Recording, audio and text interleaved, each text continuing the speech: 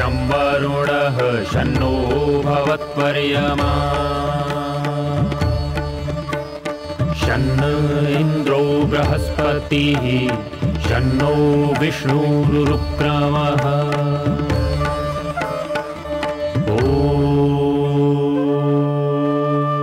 शान्ति शान्ति शान्तिः।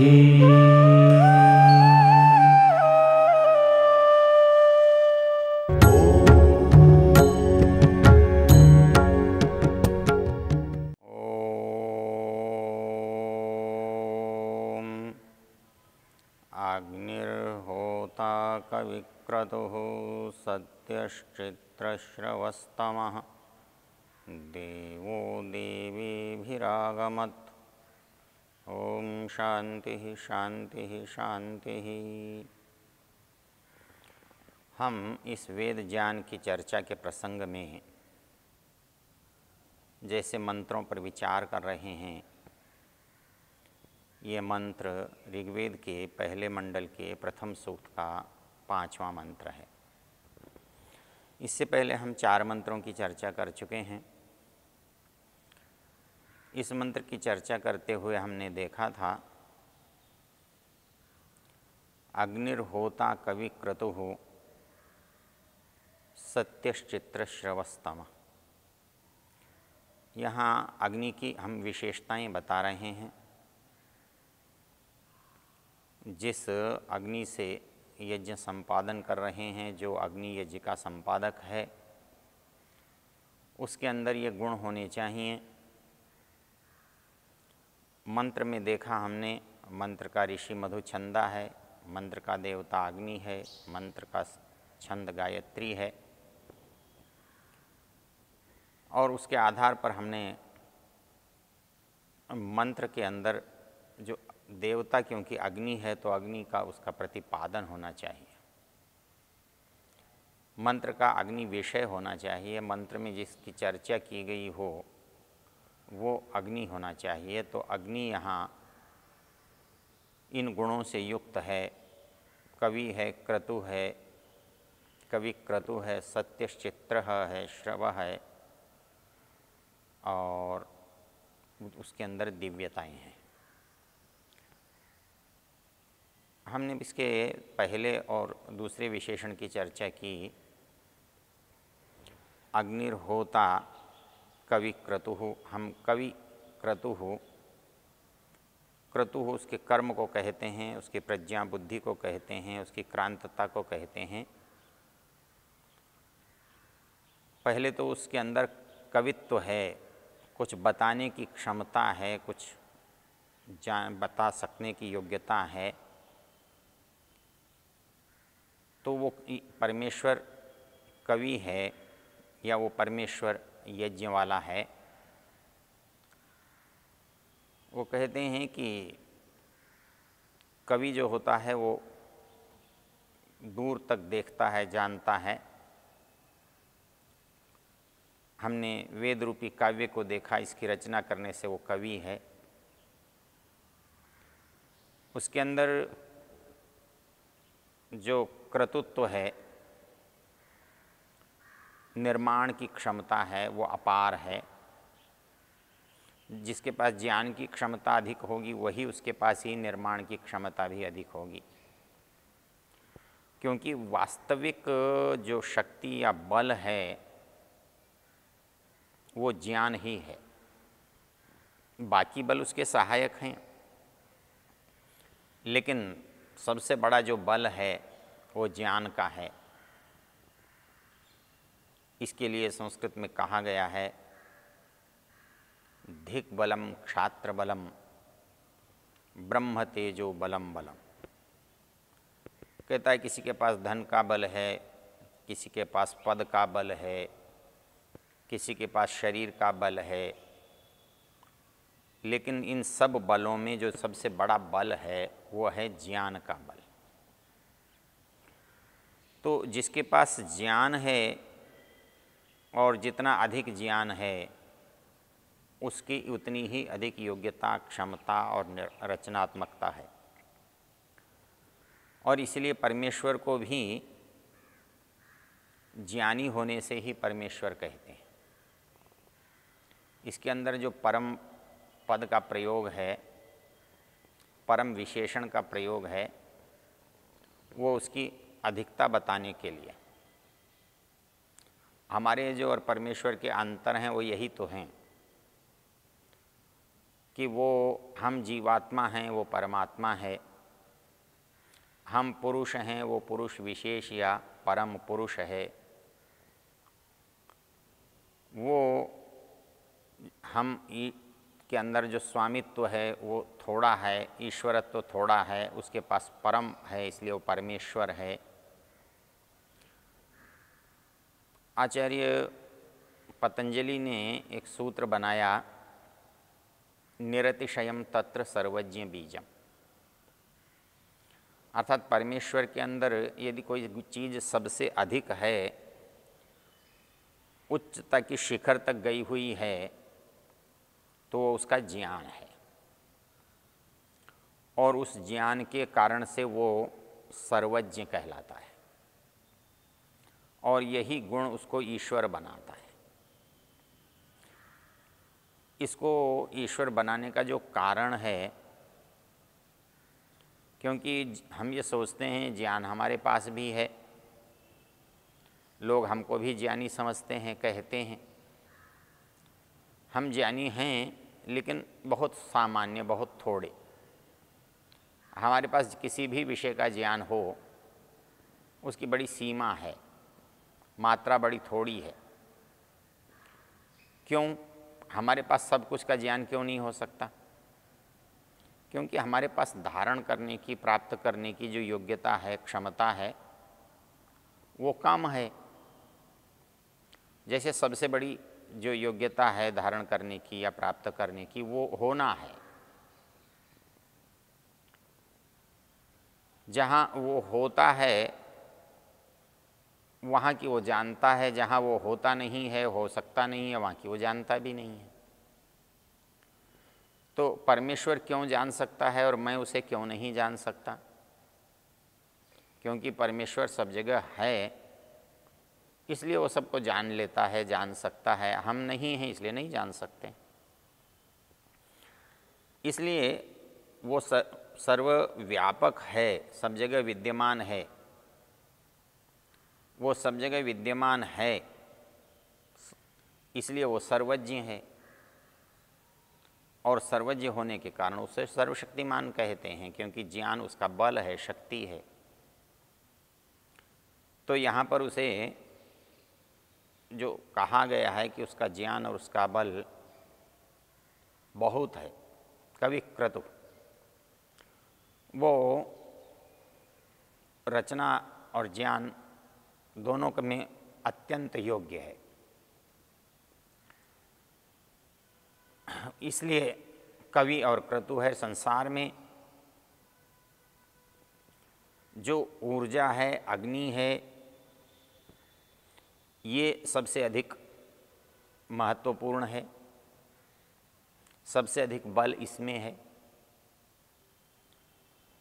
इसलिए जितने हम कर्म करते हैं उनके अंदर ऊर्जा और अग्नि के बिना वो संभव नहीं होते। तो इसलिए यज्ञ की दोनों विशेषताएं हैं कि जितने भी निर्माण होते हैं वो अग्नि से होते हैं। हर पदार्थ को हम नया बनाते हैं, पुराने को भट्टी में डाल देते हैं और उसमें से नए को निकालते हैं। तो पुराने को नया करने की जो योग्यता है वो अग्नि में है।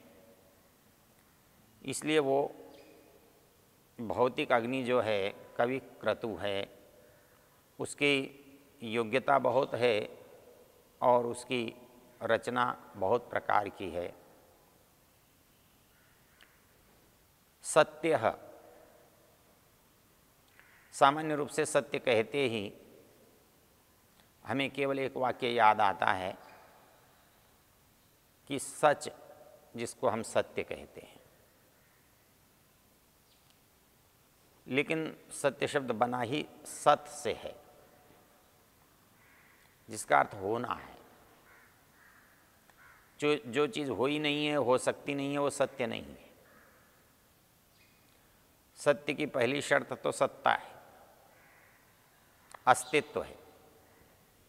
इसलिए वो जो अग्नि है वो क्या है? सत है, अस्तित्व वाला है, निश्चित है, सब जगह पर उसकी सत्ता है। दुनिया में कोई भी वस्तु ऐसी नहीं है जहाँ उसकी सत्ता ना हो।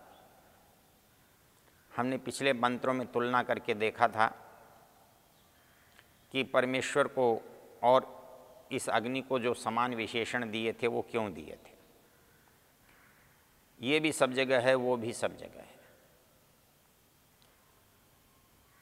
अग्निर्होता कविक्रतुः सत्यः चित्रश्रवस्तम,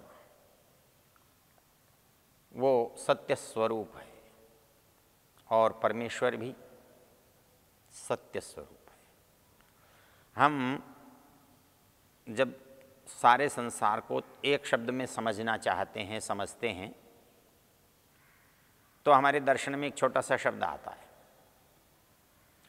वो पूरे संसार को समझाने की क्षमता रखता है।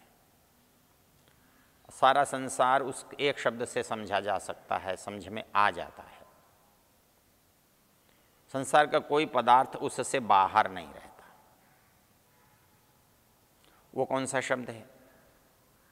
वह है सच्चिदानंद। ये एक शब्द है, तब परमेश्वर का वाचक है। यदि इसको बांट दिया जाए, दो कर दिए जाएं, तो सतचित जो है वो जीवात्मा का वाचक है, क्योंकि जिसे आनंद हमने कहा है वो संपूर्णता का पर्याय है। जहाँ उसके अतिरिक्त कुछ भी शेष नहीं है, जहाँ सुखों के संपूर्णता के अतिरिक्त कुछ शेष नहीं है। जीव में वो संपूर्णता नहीं है, वो थोड़ा है, छोटा है, तो जो नहीं है उसका इसमें अभाव है।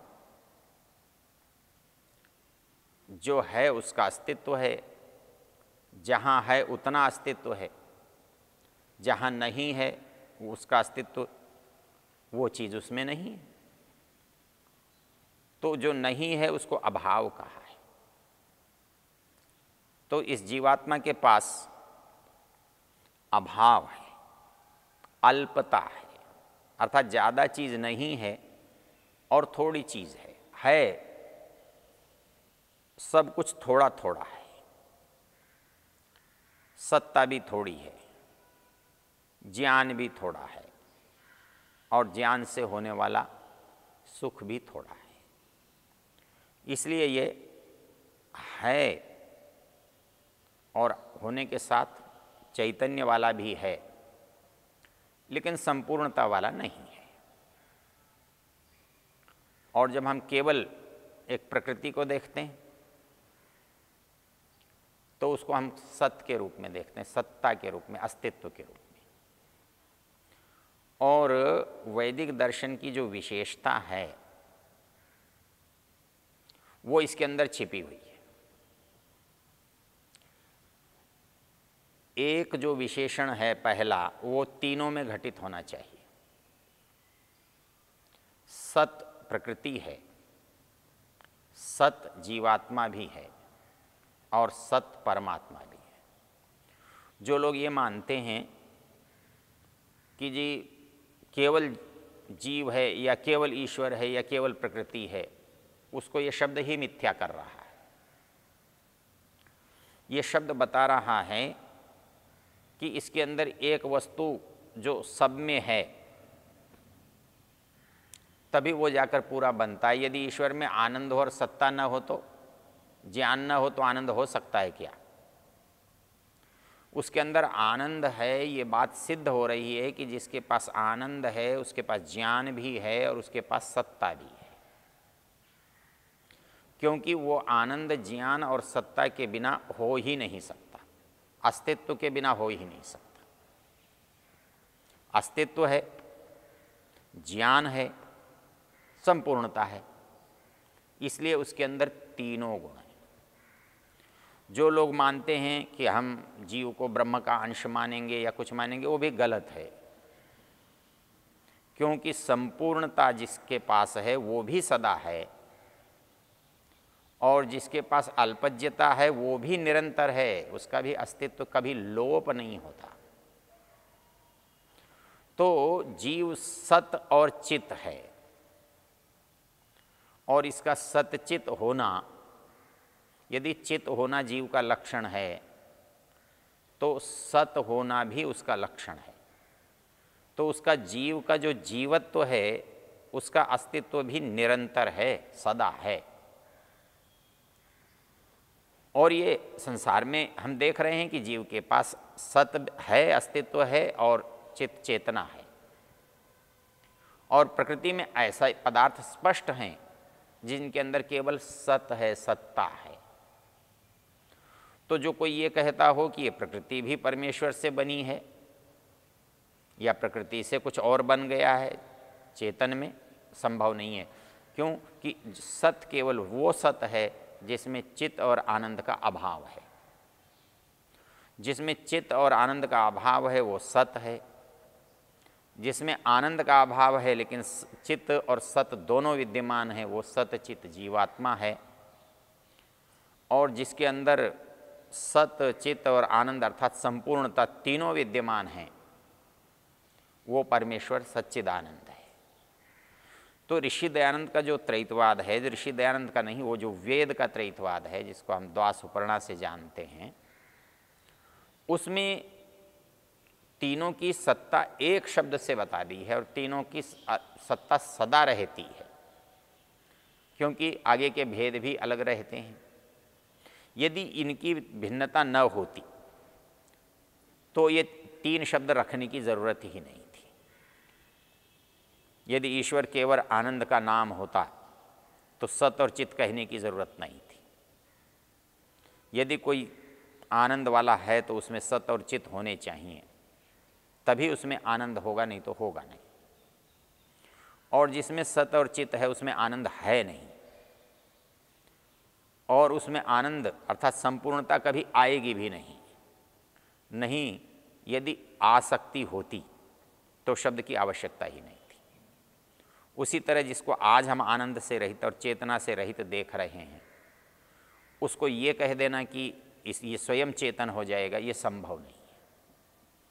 इसलिए सच्चिदानंद जो शब्द है वो हमारे पूरे दर्शन को स्पष्ट करने के लिए, व्याख्यात करने के लिए सर्वोत्तम है। इसलिए यहाँ जो यज्ञ का स्वरूप बताया है और उसके अंदर वर्णित अग्नि है, तो वो अग्नि और वो परमेश्वर सत हैं, सत्य हैं। इसके लिए कहा अग्निर्होता कविक्रतुः सत्यश्चित्रश्रवस्तमः देवो देवेभिरागमत्। ओ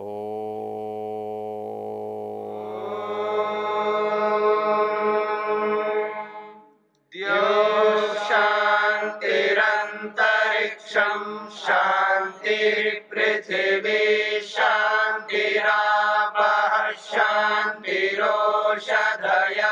शांतिः वनस्पतयः शांतिर्विश्वे देवा शांतिर्ब्रह्म शांति सर्वं शांति शांतिरेव शांति क्षमा शांतिरेधि। ओम शांति शांति शांति।